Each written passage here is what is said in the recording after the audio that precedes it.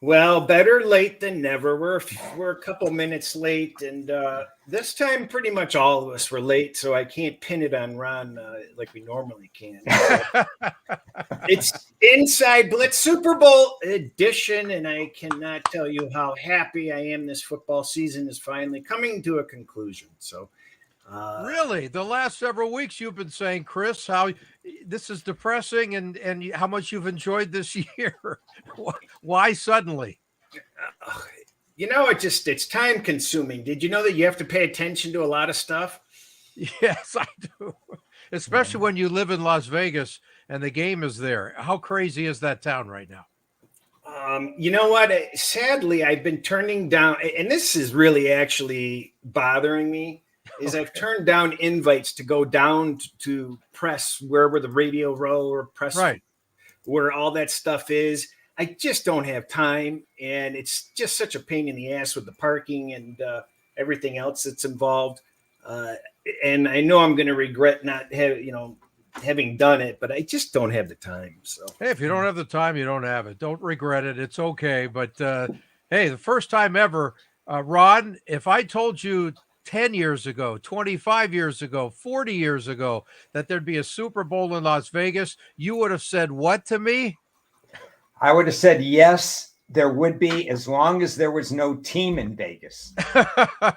Because they would, that would be, it's a convention center site. Exactly. You want to do it. But the team there, that dynamic wouldn't have occurred to me.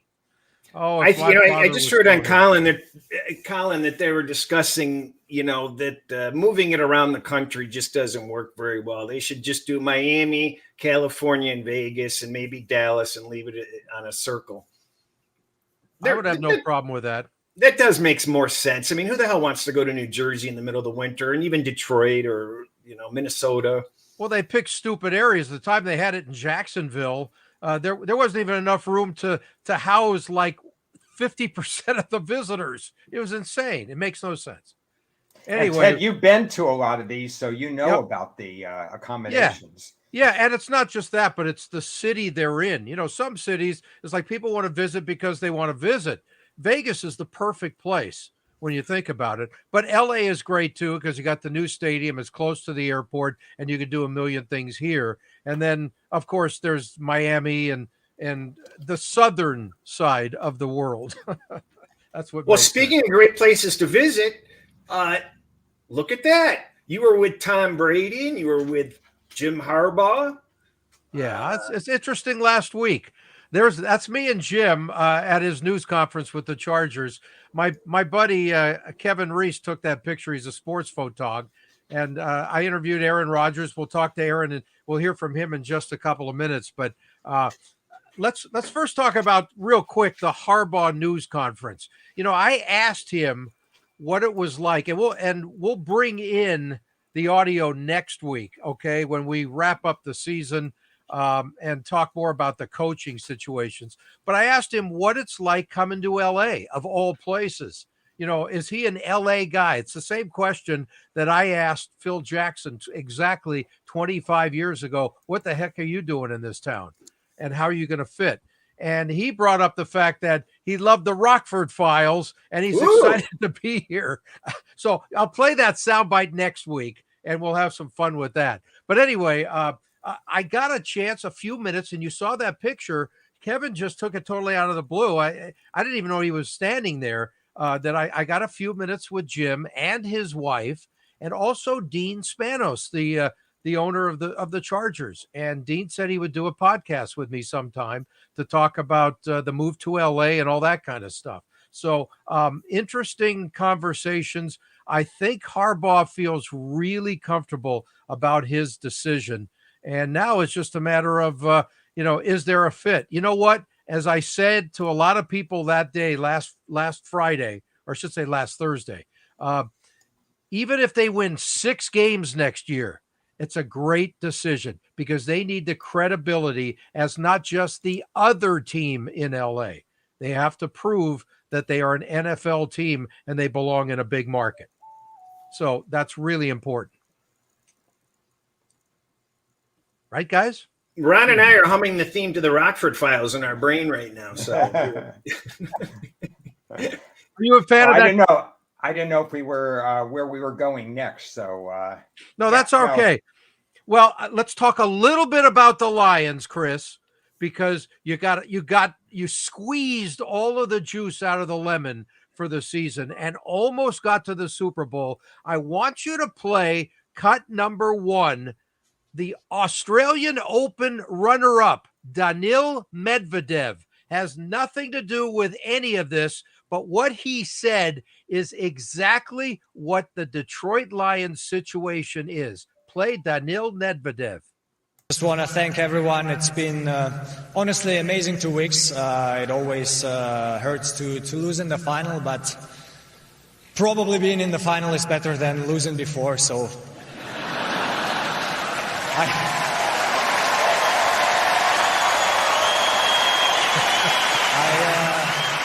I always want to win, but I guess, I have to try harder next time, but I'm proud of myself, and I'm going to try even harder next time. Thank you, guys. There you go. Okay, so that's the Detroit Lions.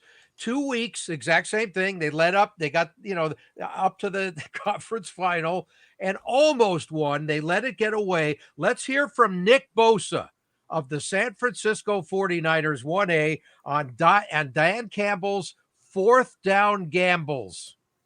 That definitely bit him in the butt. I feel like going for it on 4th down a lot kind of will come back to bite you. It's a very small margin of error in this league, and when one guy's off of his game on a play, it looks really bad, and they're gashing us, embarrassing us, and we looked ourselves in the mirror and wanted to be looked at as a good defense. And we most definitely are not done. That definitely bit him in the butt. Okay, well that's I feel like going forward right there, Chris. And your thoughts on that? Now that we're 2 weeks removed, and you've had a few sighs of relief since that game. Well, we don't want to be a dead horse, but a lot of bitching and moaning in the Detroit area about Campbell not getting Coach of the Year. I don't see any problem with it at all. I think he's going to unfortunately slip through the cracks where potentially, even if they were to win it all next year, the expectations would be so high anyway. He may not get Coach of the Year next year if they did win it all. So I think he did a great job, but I don't think he deserved Coach of the Year. No big deal there. No, I don't think he deserved it. Certainly not ahead. I don't know about Stefanski, but D'Amico Ryans is my Coach of the Year. I mean, that team was over under, was it what, 4.5? 6.5. What to 6.5? Well, what did it open at? 6.5. Oh, it did. Okay. I thought it was less than that. But that's still impressive. Schedule. It's all based on schedules. Right. But Detroit was what, one of the favorites to win the division. So, I mean, it's not like it was a shock. No. Anyway, that's my thought on that. Let's talk a little bit about the Andy Reid, Kyle Shanahan factors here. Reid off a bye has been spectacular over the years. And this is the ultimate bye. What are your thoughts on that, guys? Well, for me, Reid's bye was week 18. I've said it with you guys. I've said it on other shows. That was the reset for Kansas City. And I know there's a lot of talk out there saying that we shouldn't just base this on a 2-game sample size, that Kansas City looked good and San Francisco looked bad, because San Francisco is going to make adjustments. We could talk about that. I have some thoughts about San Francisco later. But as long as we're talking about Andy Reid, the reset was week 18. I don't think they were as bad as they were during that terrible scheduling stretch. And I don't think they're necessarily great because they got a couple of good situations playing against Miami and Buffalo in the playoffs. But I think this is still a little bit more of what you would expect from Kansas City than when they were going through the trials and errors of incorporating all those wide receivers who weren't running the right routes during the season. Right. And as far as Kyle Shanahan's concerned, let's face it, they have had 2 awful first halves in a row. And they are so fortunate to be here just because they had so much talent. They found a way to get here. Now, they might find a way to win this Super Bowl, and we'll talk about predictions and matchups as we go on. But I think that's been a major disappointment. You can blame it all on Brock Purdy as much as you want, but they got some issues here, giving up way too much on the ground in the last 2 games. Yeah, that's what I wrote about. And I don't know about you, Chris. My biggest surprise so far for San Francisco is the fact that they haven't controlled the run very, very well. They were about 4.1 or so, roughly middle of the pack during the regular season, which when I look back was a disappointment as well, because they were second in the league to Tennessee in 2022. And now they were middle of the pack pretty much against the run in 2023, and then worse in the playoffs. But it kind of opened up a can of worms to me. Say, what happened there and what can they do to fix it? What happened there, by the way, D'Amico Ryans is not there anymore either. Remember, they loved the guy, and he was a glue that kept that defense together. Yeah. Wilkes had a decent resume too, though, at Carolina. He kept them together with some talent. I don't know. What are your thoughts on San Francisco? Were you surprised by anything that happened to them in the playoffs, Chris? I was surprised at how poorly they played, but don't forget, we pointed out long before the playoffs started, long before Week 18, that San Francisco had been slipping, and defensively they had fallen quite a bit. So this is not a recent trend. This is an alarming trend, and I had somebody that was wanted some more information on how my model was reading out. And I had completely forgotten that San Francisco went into the playoffs 29th on my previous 5 weeks list. So they had a lot of problems, and that did include Week 18. And I don't know how much that really factored in, but nevertheless, they weren't playing very well. And most of it was on the defensive side of the ball. Absolutely. No doubt about it. Speaking of the defense, Fred Warner, one of the top guys in the league at his position at linebacker, he talked about dealing with the Mahomes and Kelsey connection. Let's hear from Fred Warner, number 2. That's going to be the narrative all throughout this week going into the Super Bowl, is like, how are the linebackers, going to stop Kelsey and Mahomes? And at the end of the day, the way I look at it, it's going to take everybody. They are really good. I'll give them that. I give them my respect. I've seen it on tape. I've seen it for a long time now from them doing it, and have seen it in person in the biggest game, right?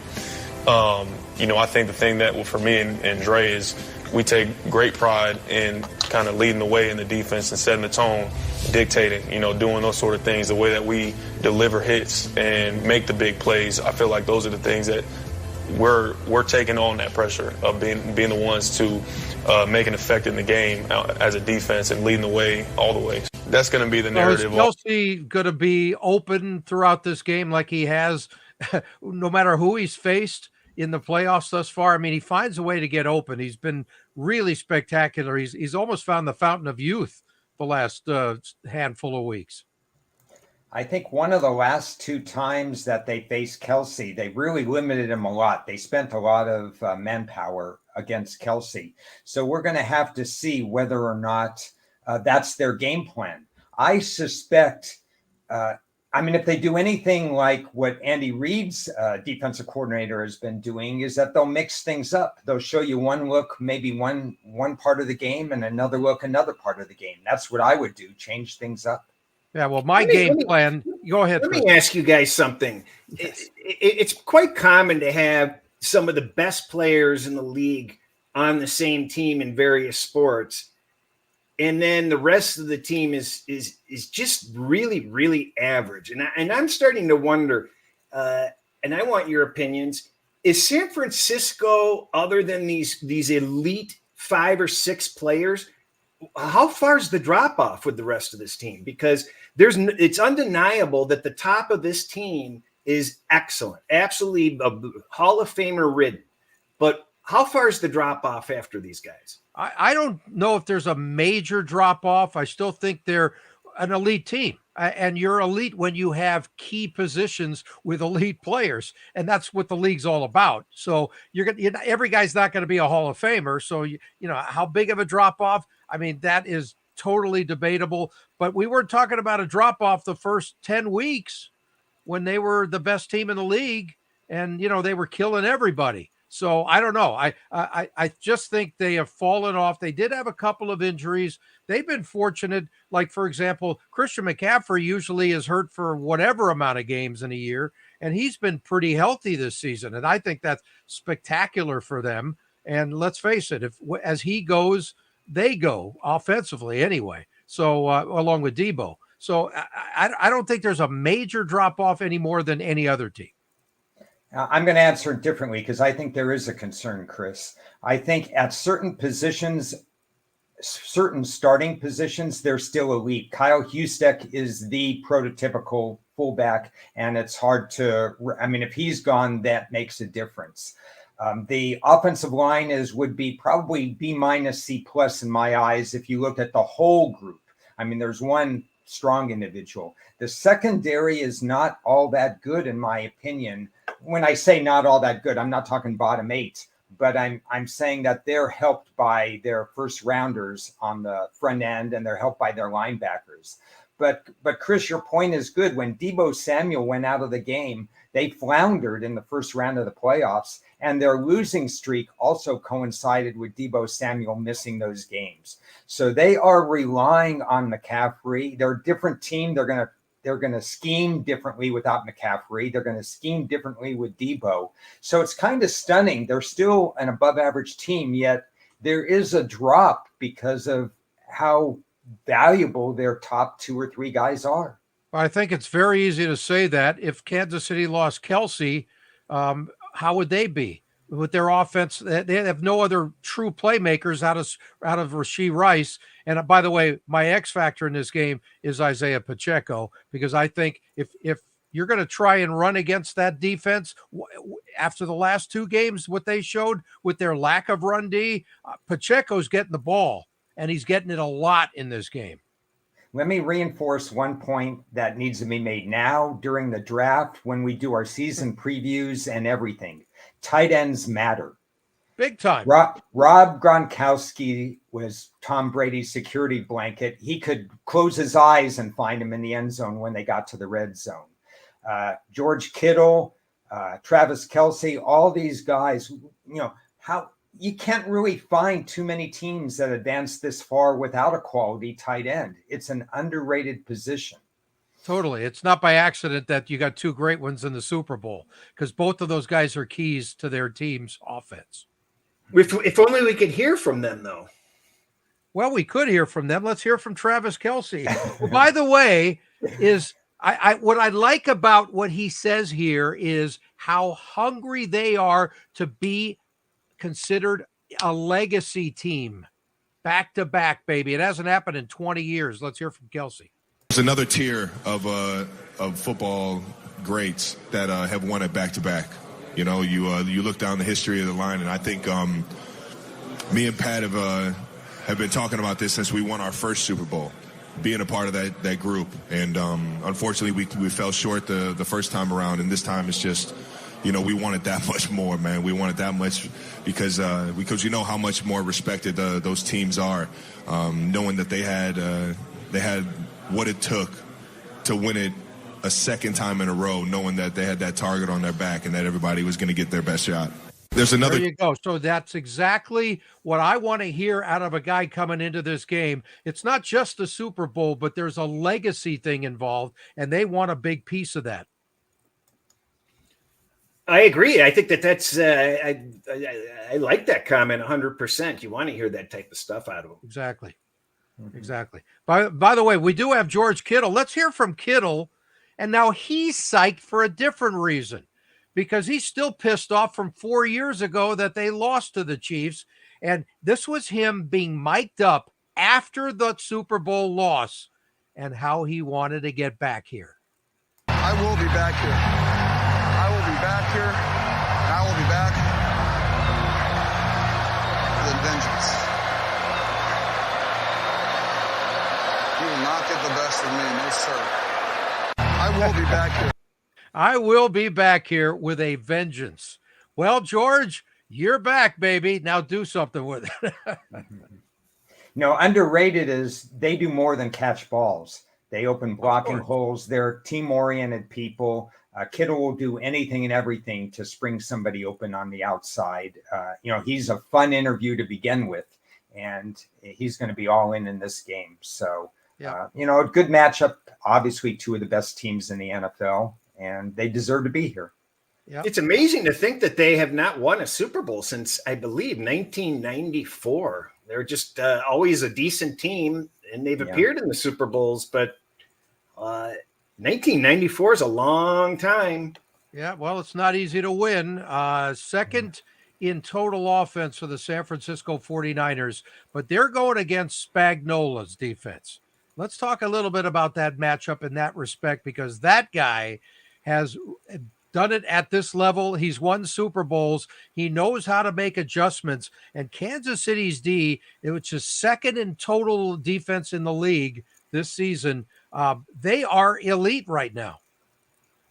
Yeah, it's going to be interesting because they were lucky last week, or the last game. Yeah. Baltimore decided, let's run Edwards for 15 yards on his first carry, and let's give him his second carry sometime in the third quarter of the game. Yeah, I mean, it was, the OC he had three should have been carries. He had 3 carries for the game. It was ridiculous. His first carry was that 15-yard carry. I don't think that McCaffrey is going to have 3 carries. No. I think he'll have 3 carries on the first drive. If San on the Francisco first drive has and the their first way. set of downs. Even if they're 3 and out.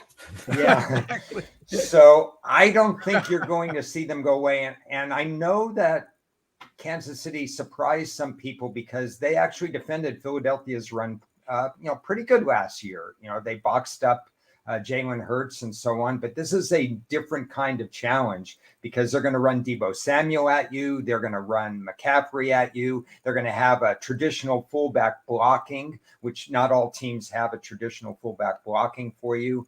This is a challenge for the defensive coordinator for Kansas City, and I'm not sure how he's going to deploy his resources to stop the run.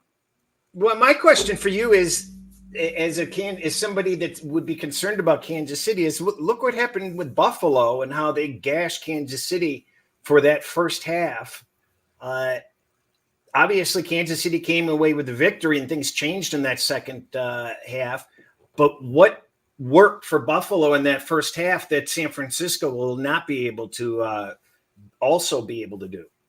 Well, Buffalo has Josh Allen, and Brock Purdy's not Josh Allen. And there are factors there where you always have to worry about him taking off and doing whatever the hell it takes, despite Brock Purdy thinking he was Lamar Jackson in the last game and did. And those 2 great run plays saved their season. Yeah, it saved their season. Brock Purdy's a completely different quarterback, and the schemes are different. Buffalo was playing them toe-to-toe, but Josh Allen's and Buffalo's scheme is more about, Josh, you make things happen, which could be good, and we know it could be bad. Brock Purdy is going to run Kyle Shanahan's scheme, and he's going to stay within the frame of it. Those 2 runs were as a result of the defense not respecting Purdy's ability to run in that area, which is understandable. They have to guard a lot of players and so on. But this is a different circumstance, and they're completely different quarterbacks. Yeah. And Kansas City has allowed under 14 points a game in this postseason. I mean, that's impressive. I don't care who you're playing in the playoffs. Okay. So if one more game. Now, this is a whole different kind of offense that they're facing this time. But again, it's the McCaffrey factor. He should touch it about 100 times on Sunday. So I give him the ball, even if he's standing on the sidelines, I give him the ball. Yeah, Chris knows the old tried and true stat that I've used for a billion years, had to stop recently because the game has changed, because you're not allowed to touch quarterbacks. You're not allowed to tackle above the waist, below the waist, on the side, anywhere. So everybody wants offense now. But defense still matters in these kinds of games. And Kansas City's defense is allowed 57% during the playoffs, which is a really strong number in today's NFL. And teams with that pedigree tended to win Super Bowls a lot. New England won it by allowing exactly 50% a few years ago to quarterbacks who averaged 67 to 69% during the regular season. So if Kansas City is able to limit Brock Purdy, limit his completion percentage, they get off the field and they get Mahomes more reps. Obviously, San Francisco's job is, well, maybe we don't have to pass that much. Whatever we can do to keep Mahomes out of rhythm. We know Brady, Mahomes, all those guys love to be in rhythm. Chris, Baltimore didn't they weren't on the field in the first half against Kansas City. It was amazing that Kansas City, of all teams, had something like a 23-7 time of possession advantage in the first half. San Francisco cannot let that happen. I think that's going to be the goal of both of these teams. They don't want the other team to get into rhythm, so they want to keep the ball longer. Yeah. There's a lot of people, a lot of smart, sharp, successful bettors that like this over very strongly. I also know sharp bettors that like the under very strongly. So it's really interesting to see how strong the opinions are both directions on the total and the pace of the game. Yeah, when you look at the spreads, though, and what is are there legitimate 2.5s out there? I keep hearing that. Can you actually find 2.5? Because I think that's insane. Yeah, Superbook is still at 2.5. Really? 2.5. Straight 2.5? Yeah, no straight extra 2.5. juice? Wow. I mean, what are your thoughts on that, guys, truthfully? Okay, let's go over a couple of numbers here, okay? The Chiefs are 10-1-1 against the spread as an underdog with Mahomes as their quarterback. They're 9-3 straight up in the same situation. Okay, you've got the Mahomes factor. There is no Purdy factor. There's a Mahomes factor. Okay, we're talking about a team here with experience. They're the defending Super Bowl champions. Do they deserve to be 2.5-point underdogs as far as you're concerned? Because I don't see it. Chris, go first. Oh, I think star power alone justifies San Francisco. San Francisco, as it was already referenced, halfway through the season, San Francisco looked unbeatable. They were. But this isn't halfway through the season anymore. I realize that. What about the last 2 weeks? Yeah, but you're living off a little bit. Kansas City's perceived basically as a two-person team. You've got Mahomes and you've got Kelsey. San Francisco, when people look at the optics of San Francisco, you're looking at 6 players you can name. So that's why San Francisco gets a little bit of the nod there. And you have probably 3 out of the best 4 players on the field on San Francisco. Okay, so maybe even 4, at least, 3 out of the 4 best players. Right, of course. So what does it take for people to see that Kansas City's defense is the reason they're here? It's not because of their offense. Their offense has been average. Because defense doesn't win championships. Oh, really? Really? We're splitting hairs because these are 2 really good teams. There are matchups that favor San Francisco and there are matchups that favor Kansas City. But, to Chris's point and your point about where they were at week 10 and where they were at week 18 and so on, Kansas City's power rating had a lot of ground to make up prior to that week 18 reset. And they still haven't made up the ground. The odds are correct according to power ratings. I think Vegas, offshore, whatever, they would have anticipated the recreational money would come in on Kansas City because of Mahomes, because of the drama on off the field, but they didn't care because they had power ratings and they were probably best prepared to understand that they were going to get 6-figure and 7-figure bets on San Francisco. There's probably going to be some good 2-way action on this game, because there's a path for victory for both teams. Right. Well, that's why I think 2.5 seems a little high to me, considering what Kansas City has done in the postseason and what the Niners have done. To me, I thought it would be some major money, and you guys know this more than me, I'm guessing, on Kansas City towards the end. That would drop that down to 1. And it's not happening. It's just sort of fluctuating and hovering around 2.5. I do have it on firsthand account at a major sports book that their ticket count is 2-1 on Kansas City. Kansas City is the public side, yet the last thing I heard, the 7 largest bets taken publicly announced are all on San Francisco, 6 and 7-digit bets. So you kind of have to weigh that. Kansas City, and I've had people reaching out saying, "Oh, I'm really worried about this Kansas City because I don't know anybody that's not on Kansas City."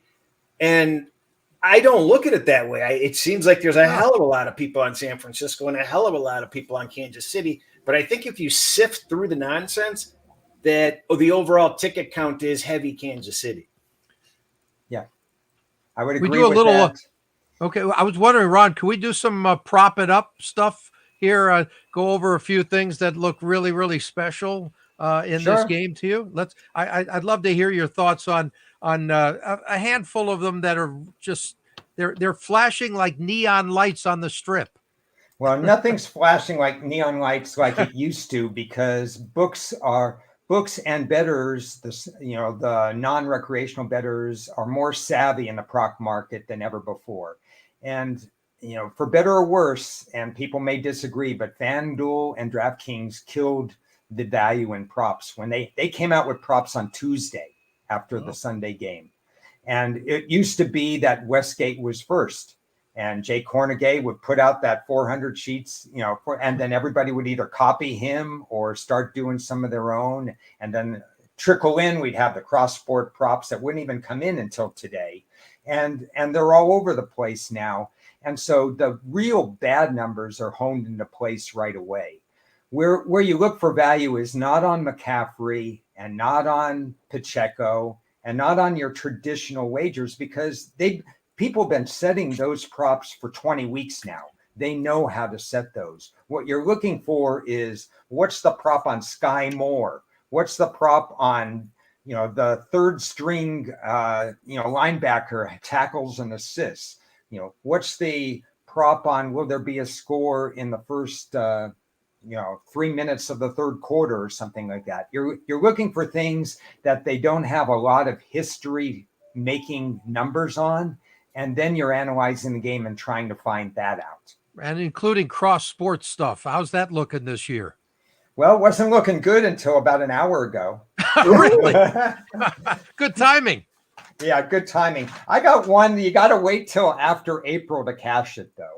If I give it out, that let me see if I can find it here. It has to do with number. This is up your alley, Ted.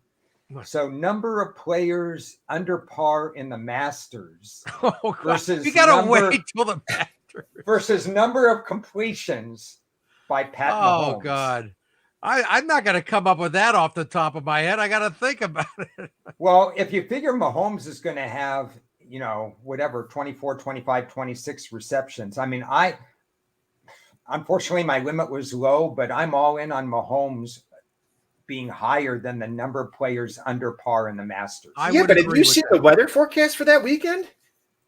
I have not. Sorry, it's April. But that I know that comes into play. They had about 25, 26 guys under par last year. Yes, Chris, I did my homework.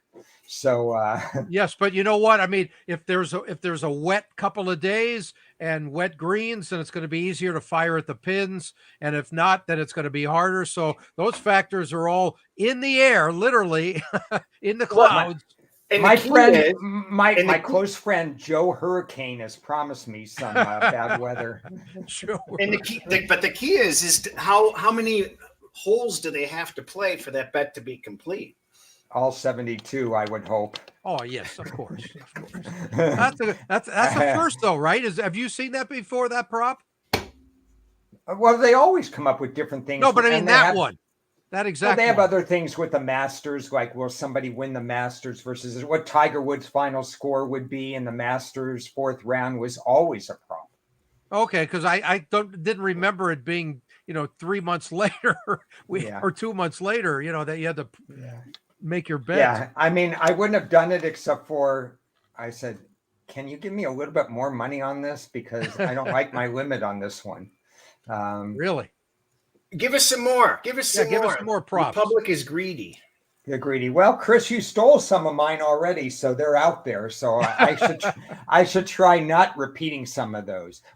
I did this yesterday, but I better do this today for anybody who's listening. Don't go crazy with this. Don't make because it's a Super Bowl, don't make it your biggest wager.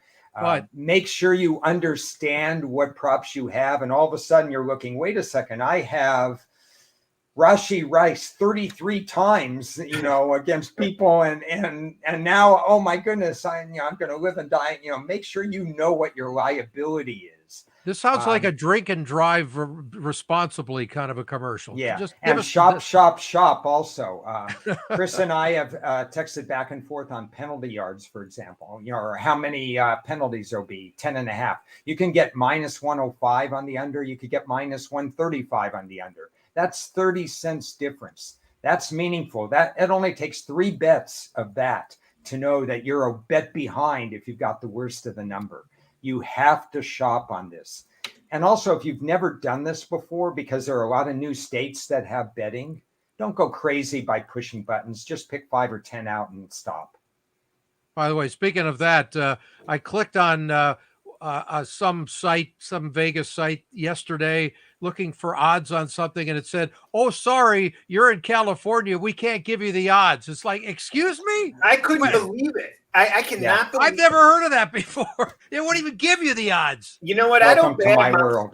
I don't badmouth sports books in general, but DraftKings, get your act together. It's absolutely asinine that you want to block people from looking at your lines if they're not in a state that you guys are in. It's just absurd. Just absolutely ridiculous. Totally. Yeah, it is crazy. So with that being said, I'll probably have about 80 props. So yeah, but I've been doing this for a long time, and there are hedges and whatever. Probably 25 of them are head to heads, and it could be Jennings, for example, against somebody, or it could be somebody against Jennings. It's just maneuvering numbers. You can maneuver numbers and parlays, much the way Chris has worked with parlays, and I've manipulated parlays where I can move something 2 points or something like that. So I maneuvered Kittle down to 3 catches as a win for me, for example. Oh, nice. And if you put it in a parlay, you're not going to get the plus 260 for parlay. You might be lucky to get plus 120. I got plus 119 on something, but you're working with these numbers. Okay. Basically, I like Noah Gray. I'm against Richie James, who's not a well-known guy, but hopefully he's not going to have his first reception over 6.5 yards, which is out there, which is interesting. And again, you have to read your book rules. If he's not thrown to, it's voided in a lot of books. Oh, good. But some books will put right on their prop, must play. Yeah. So Richie James is going to play because he's a punt returner. He may never see a snap. Hopefully we'll never see a snap on the regular, offense, but he'll return punts. If your book says must play, then it's in there. So if you're taking an over prop on a player, you want something that says must have a target or must have a reception. If you're taking an under prop, you want something that says must play. Okay. That's just a trick of the trade. So this Rick James must play his guitar is what this guy is saying. Yes. So I would go with that. Jair Brown is a defensive player. He had 10 tackles and assists last game. He has not had more than 6 in any other game. So he had a big game. Was that an anomaly game? We'll find out. Detroit really spread the ball all around. If Pacheco runs up the middle, I don't think Brown will be involved in as many tackles. So I went under tackles and assists 6.5. His number has mostly fallen to 5.5. Let me give you this one, and you guys can comment on it. Not one up Chris's radar. He doesn't do props that much anyway. But last score in the first half to be a field goal. Now we know first score is always a touchdown. There's always, you'd have to lay minus 340 that there'd be a score in the last 2 minutes. So if there's a score in the last 2 minutes, are they hurrying up to get into field goal range, or are they hurrying up and somehow getting into the end zone? It's minus 110. It's widely available, but I did last score in the first half to be a field goal. I like that one too. I think that's a good one. Good. Okay, that's what you got from me. All right. Well, I got a couple of X factors. I want to get a couple of props out of you if you have them at your fingertips. Okay. One of them you mentioned, Jawan Jennings. Okay, he's one of my X factors in the game. What is he in the catch department? OU 1.5, pretty much regular juice everywhere. A little bit shaded to the unders in some areas. The question is how many targets he's going to get, because one common theme that I hadn't noticed before, Chris and I talked about this, is that these teams are not relying on the fringe players as much as they have. Every throw seems to be going to McCaffrey, Samuel, Kittle and stuff like that. Same with Kansas City. They stopped throwing to guys like Tony and those guys. They started throwing only to the guys who could actually catch the ball. Well, it's hard to throw to Tony when he doesn't play anymore, but go ahead. We saw what happened when Reynolds dropped a couple of passes, although that's atypical for him. But a lot of these teams started to go to their bread and butter. And I heard he just dropped another one. Yeah. He dropped the butter. Oh, no, it's on the floor. So I think from that standpoint, more of my action is against him than for him. Okay. What do you have total yards on Jennings? Roughly 15.5 range. Okay. I like the overs on that. Because I think it could happen because one pass could do it because Purdy's not I don't care how many throw. passes he gets. I think he's going to get at least one that's going to be a key somewhere because he's going to be open and they're going to find him. That's what I think in this game. I'm not going to disagree with that. And I think Scantling's in the same boat. I tweeted this out to somebody. Scantling will either catch that 70-yard pass for a touchdown at plus 7-1 for a touchdown and over 13.5 longest thing, or he'll drop that pass and he'll never be thrown to again. And you could win on, he won't catch a pass at plus 430. And what about Ayuk? What's his catch total? Ayuk is 4.5. It's starting to be shaded toward the under. I manipulated him once to go under 5 in a parlay. And I'm probably toying with going under 4.5 even. I've read some stuff, and this is dangerous to read too much, but that he has a tough. You sound like a voter. Yeah. Vote early, vote often, boss. Prop early, prop often, baby. Yeah. It's early is the key. No, yeah, I don't know. What are your thoughts? What are you guys' thoughts on Ayuk? I bet the under. I would bet the under at 4.5, but when it comes to yards, what are yards? What is he like in the 50s or something? I can't remember, 55 to 57.5 range, if I remember. I think it was a little higher, maybe even. Really? Maybe I don't know higher. for sure though. Okay. Yeah. Well, my guy is Pacheco on the other side, and I'm wondering what are his rush yards? What's the OU on that? 66 to 69. It's trending up because a couple of sharper prop players have been going over on him. Okay. I would have gone over too. I mean, it's starting to get a little high, but you know what? I think he's earned it. And in this game, San Francisco, stop somebody. And if he touches the ball 15 to 18 times, shouldn't that be? He's going to have a couple of really good runs out of it. That covers it right there. Don't you think? In theory. I mean, the game script would say that if San Francisco is as weak as they have been against the run, and they've had a team meeting to talk about this, they're very aware of it and stuff. Got to do it on the field. So this is a Super Bowl. Yeah, you go 100%. You don't do the Chase Young thing and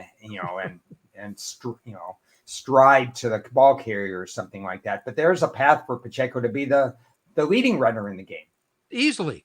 But I'm saying even if it's in the 50s, I'm sorry, it's 60s, right? You said it's like 64 or something around there? 66 to 69. Okay, well, can you give me 66? Probably. All right. I would take the overs right now on that. Because, again, figure he's going to touch it at least 15 times, okay? Shouldn't that get over 66 yards? Well, it depends. San Francisco for the season allowed 4.1 per carry. In the playoffs, it's 4.6. But 16 carries is 64 yards. Right, and he's not going to have one or two where it's several, like 10 or 12 or whatever. That's the ball game right there. Minimum. Well, I mean, if you like him, that's what you're hoping for. I like him a lot. He's my play of the day, actually. Yeah. So anyway, that's, to me, Kansas City needs to use him in this game. Whether it's enough, we'll see at the end of the game. But they know what they're facing, and they know how important he's been. Well, one of the things they've done is they have used him 23 rushes per game lately, an average of 20 over the last 6 or 7. So people think that Mahomes is going to use, and I think this too, by the way, it's not all about running. The short pass is used as a run in the NFL a lot. Pacheco's number is 3.5 receptions, but it's plus 135 to plus 150 in a lot of places. And I know people say, well, he's more likely to get under 3. But the thing of it is 3.5 plus 150 is a little value to me. Absolutely. No doubt about it. And why wouldn't you throw to him out of the backfield at least a few times, especially in the first half, and try and get something going? I mean, he's sort of their smaller CMC when you think about it. He's got to play a little bit of everything because they don't have a lot of playmakers on that side. A lot of it is going to be dictated by adjustments made during the game. If they see San Francisco in a certain type of defense, maybe he doesn't get thrown to at all. Yeah, maybe. But that's why I'm saying early on, we'll get some of those out of the way early. So, Ted, you like the plus the points on the game. Ron, the last I heard, you didn't really see any value on playing the side, correct? No, making a prediction for Wager Talk and making a prediction out loud. When push came to shove, I decided to go back to the pass defense metric. I'd say if they played this 100 times, Kansas City wins 52 or something like that. It's that close. I mean, I would make this the lowest star bet on Kansas City because, so if I think they're going to win 52 out of 100 and they're +2, maybe, that's the way to go, money line or whatever. What is the money line? What's the best money line you've seen? It's about 115 is usually about it. But if you have access to betting exchanges, you can get plus 120. Okay, so why would you go 120, do a little bit of 2.5, and then plus 120, and you're covered, and whatever happens, happens. Wouldn't that be the play? But in a normal week, when you have 14 to 16 games, I don't believe I would play this game. I mean, that's just the honest truth. There are better plays available. In a one game standalone game, I can make it a small play because I see a path for Kansas City. And it's not about, because they have Mahomes. For me, it's because they have the secondary, that the more Brock Purdy has to throw deeper, the more it plays into the hands of the better part of Kansas City's defense, and that's pass coverage. Right. Well, I'm saying everything is matchups in sports, okay? So you got the Kansas City special defense against Purdy when it really matters. What's going to happen in the second half? If they fall behind this time, are they going to be able to make it up against that defense? I say no chance. Okay, here's some numbers here, guys. I don't care if this is week 3 or the Super Bowl, tell me what you think of this. San Francisco, 1-4 against the spread in the last 5, 1-6 against the spread in the last 7 times against Kansas City. And the Chiefs are 5-0 against the spread in the last 5. Does all of that mean nothing to you right now? Yes, it means nothing. The lowest sample size. Nice talking to you, Ron. What about you, Chris? Those tote boards on the roulette table. Those were made for you. I mean, I've just thrown numbers out. I use a lot of numbers, and I will use certain things. I mean, if Arizona played Atlanta 5 times in a row in 5 straight years, and they were 5-0, that means more than Kansas City playing San Francisco 5 times in 12 years or whatever. Okay. I'm just throwing those numbers out. I just want to get your feedback on it. But to me, we mentioned the Mahomes factor. If the Super Bowl's on the line and I got Mahomes and you got Purdy, and I got no problems with Purdy. I like him. I like a lot of what he does. I'm not going to get into this. He only manages the game crap because it's stupid talk. It's people bored out of their minds. They got nothing better to talk about 24/7.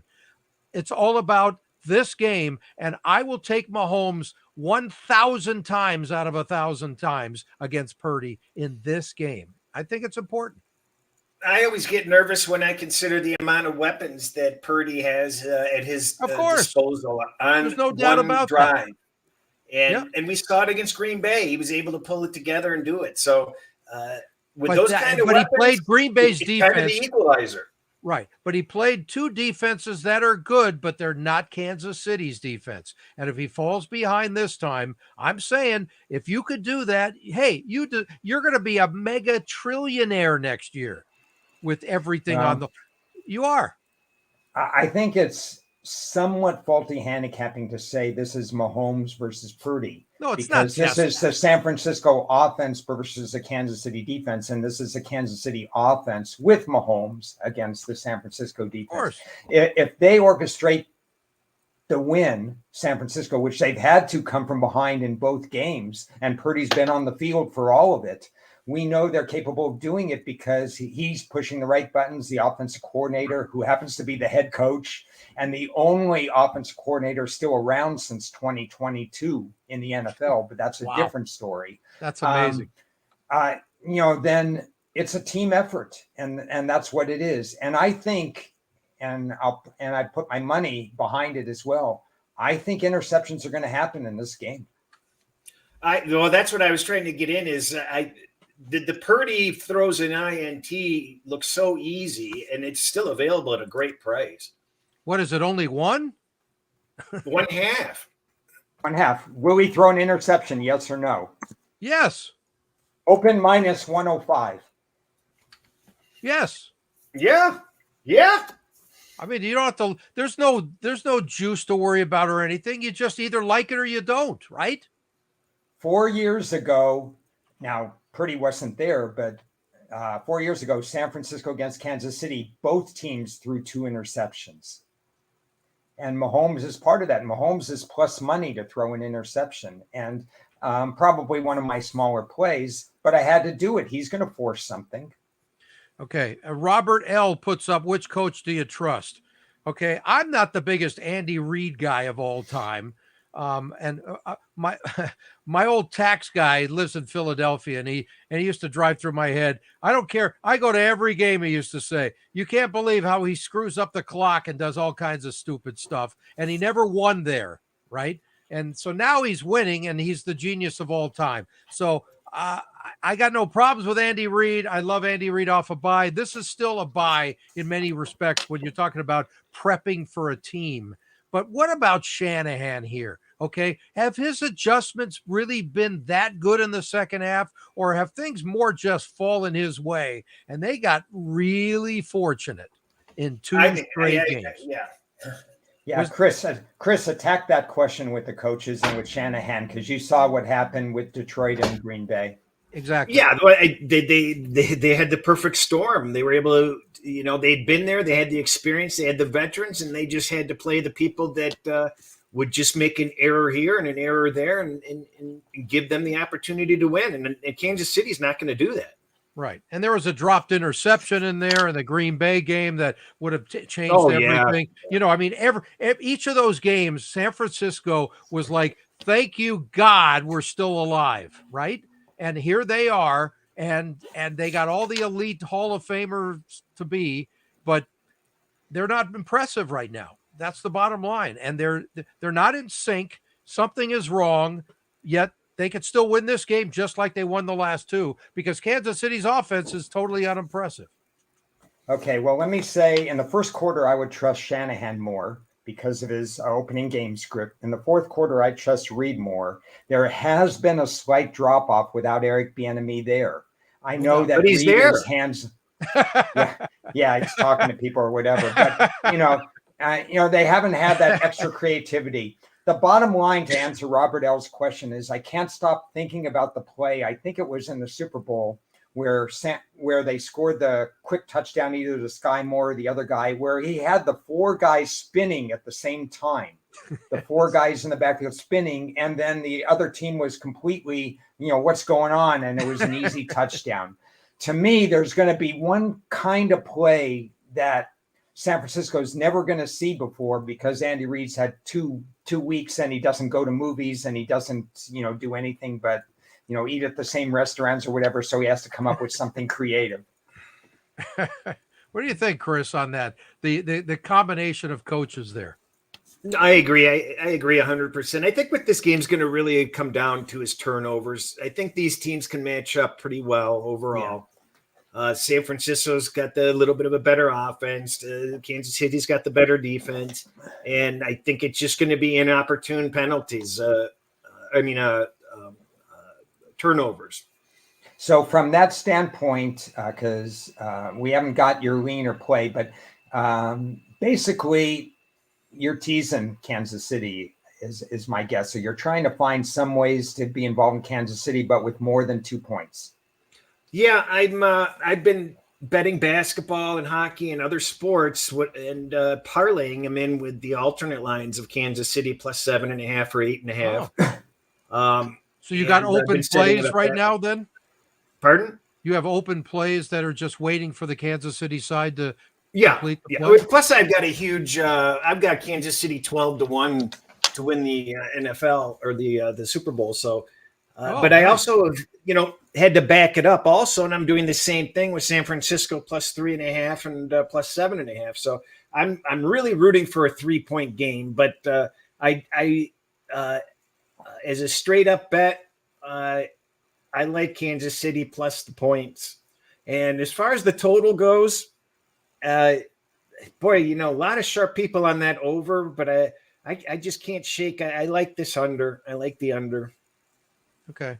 Well, before we get to our final predictions here, let's hear from Aaron Rodgers, who I saw after his round last Friday at Pebble Beach. And he was walking around fine. So that's what we first started talking about. But I mentioned the Super Bowl as well. Let's hear his thoughts.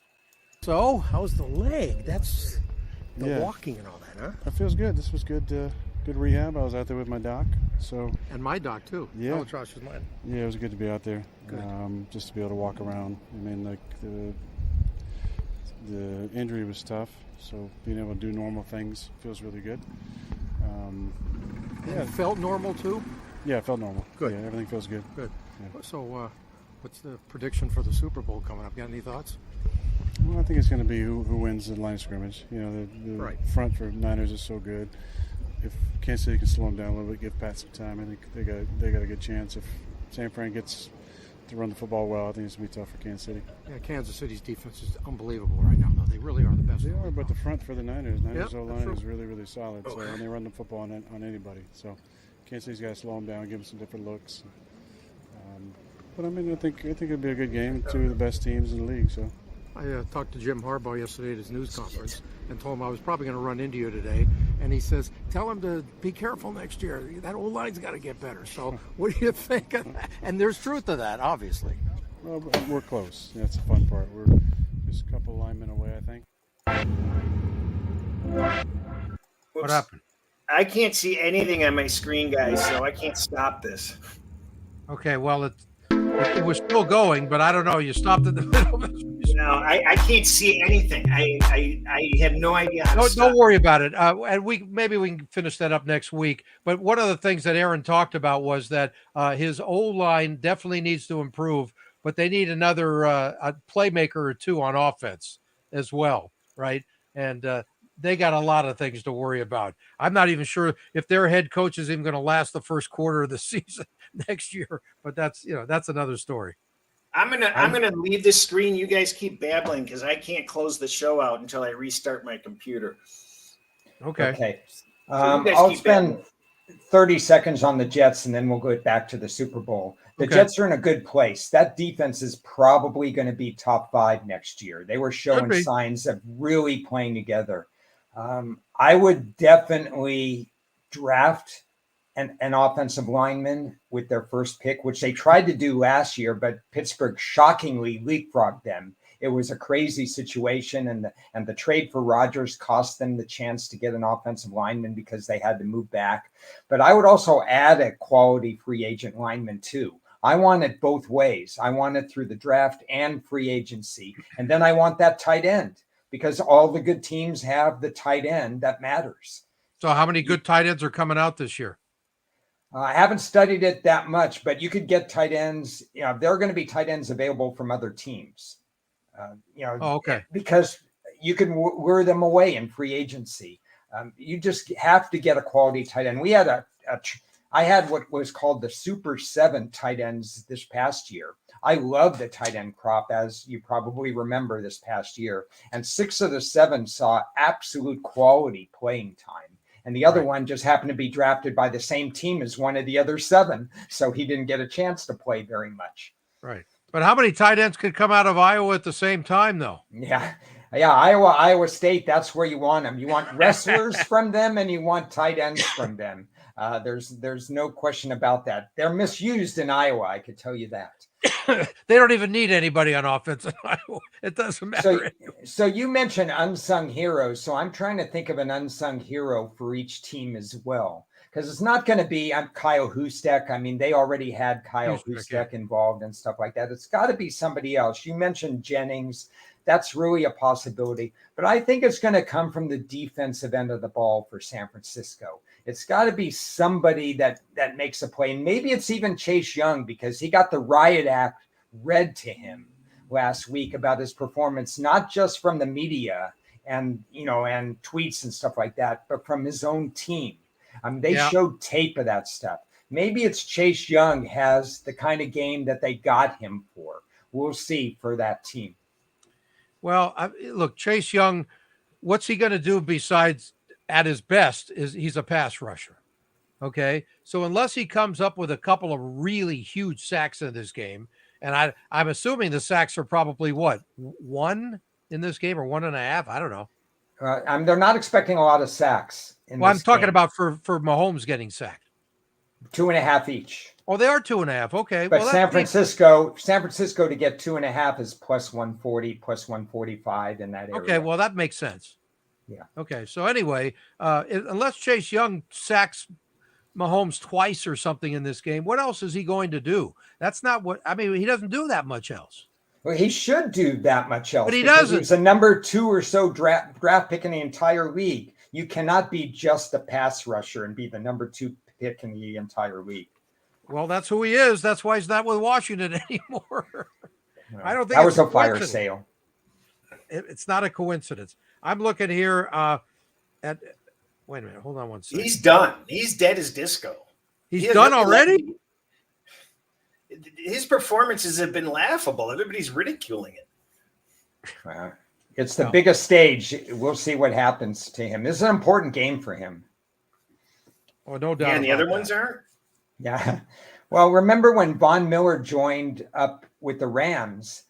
That's why they won the Super Bowl. We talked about that. They each averaged a sack apiece, Aaron Donald and Von Miller on the same team. That's what they were hoping for with Bosa and Chase Young. Chase Young had 2.5 sacks in the 9 games he's been with them. All right. Well, with Warner doing his thing, and he's all over the place, there's some interesting stats on Mahomes against zone defense. Okay. And he's not been good against zone defense. 10 TDs and 10 picks against zone D. And that's what San Francisco mostly plays. But you got to figure Warner is going to be the guy that's going to say, okay, Kelsey's my guy. I'm going to be all over him like a cheap suit. So we'll see what happens with that one. But I'm going to be interested to see how Mahomes does against a zone D here. That's one of my negative issues in this game. And so Fred Warner is going to be doing his thing with Kelsey. So what about Greenlaw? Now he's the other guy that I think could be a major factor defensively in this game. Greenlaw, I think Fred Warner is going to be the guy that's going to have the most tackles. Well, I mean, he's going to be the one that's saying, okay, Kelsey, if you're going to beat us, you got to beat me. Mm-hmm. But, it's those kinds of guys, and Greenlaw, yes, Warner especially. They've been in the league a while. They know where to be at all times. They may not have quite the fastest speed that they've had in the past. I can't recall the name of the guy longtime Seattle Seahawk who went to the Rams one year and then he went back to the Seahawks. Ted, you know who he is. But he's still with them. Wagner. Wagner. He led the league in tackles. He knows where he needs to be, 158 tackles. Right. Well, Warner's that same kind of guy who will probably, if it was one-on-one coverage, would be beaten in coverage, but he knows what the play is going to be. the diagnostic skills are important. Yeah. By the way, indoors, Patrick Mahomes, 13-1. he likes roofs. I think he's going into the roofing business when he gets out of football. So because that works really well for him. Second half, 8 straight games, 7 or fewer points for Kansas City's defense. Yeah, there's a trend out there. I'm sure Chris knows it well, where everybody's betting contrary to what everybody used to bet. Second half unders in Kansas City games. Yeah, that is crazy, isn't it? Yeah. Super Bowls don't usually go that way. Fourth quarters have been higher scoring than second quarters, or at least met their match. They certainly don't want a boring second half. Yeah. Okay, well, we haven't mentioned Debo hardly at all.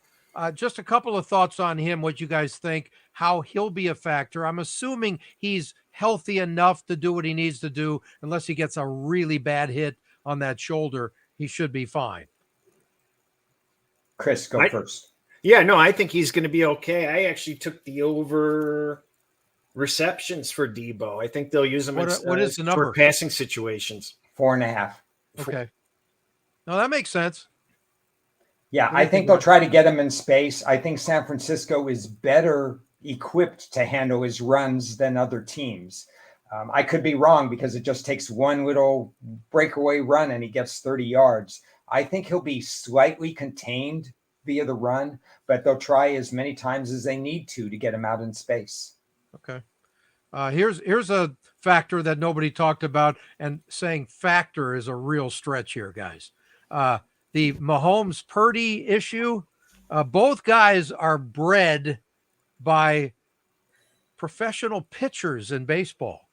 We know Pat Mahomes was a pitcher, and Purdy's dad was a professional pitcher too. Never made it to the big leagues. I think he played 7 or 8 years in the minors, okay? So the fact that Mahomes' dad is a better pitcher, I think gives him a big edge in this game. Yeah. Is that a pitcher of beer, by the way? At this stage, yes. Yeah. There's no doubt about that. I was going to resist saying that, but you baited me. Is that a dark beer or a light beer? Okay, Michael Burns, thank you. What's that? Kicking edge. And I like to talk about special teams. There's 2 factors, and they both concern San Francisco for me. So get your opinions on this. First of all, it's extremely important for a kicker that's not faring too well of late to make that first kick. I said this to my wife, when we were watching the other game, you don't want Moody, his first kick, to be a 47-yarder, and he missed it. You want that to be an extra point or a 25-yarder. Kickers are all about being in the head and stuff like that. That first kick has to get through, and if it does, there's no more advantage. But something no one's mentioning, I think Deebo Samuel is possibility to be part of a punt return or kick return unit. Maybe. And that turns the tables a little bit because he can do that. And good timing. One and done. Good timing after Devin Hester just went into the Hall of Fame yesterday. Because I wouldn't be shocked if you see Deebo on a punt return. I'm actually surprised that hasn't come up more often, to be honest with you. I'd ask them to keep it under wraps. Hey guys, I'm having technical problems on my end, so we should wrap this up because I might lose this whole. Okay. I just want to give my final score is 24-21 Kansas City. And I think that it should be a close game. It should be a good game. At the same time, we got 2 teams really not playing Super Bowl caliber outside of the Kansas City defense. It's sort of a weird combination with big stars, isn't it? Yeah. I think it's the one of the lesser quality pairings for Super Bowl expectations for quality of teams over recent years. I'm not that excited about it. I just want to see a close game. Yes, of course. Yeah. 3 points or less. 3 points or fewer. I think it will be a great game. And if it's a great game, others will probably think it's not a great game because I'm a defensive guy. And if the score ends up 20-17, everybody's going to say, oh, this wasn't good. This wasn't good. But I like defensive effort. I hate the 2 weeks leading up to the Super Bowl because it's boring as hell. And I've moved on to other things. Chris has moved on to other things and stuff like that. But the game itself, I think it'll be good. It'll be interesting. Yep. Yeah, I think a high-scoring game for this matchup would be a bad game. I mean, maybe it'll appease the masses, but I think a lower-scoring game would actually be a better game. Yeah, because too many mistakes the other way, right? Yeah. Tackling would be nice. Defense is in the right set. A guy stops short because of a fundamentally good tackle. That's what I like to see. Well, let's have a Super Sunday, guys. And next Friday, we'll do a little season recap here and talk about coaches and some changes coming up for next year. A little bit of the draft, maybe. Chip Kelly's going to OSU. How's that? My guy. Not the OSU. let's clarify matters right now. Mr. Beavers. Yeah. Everybody have a great Super Bowl. Win money. Enjoy. All right. Take care, guys. Later.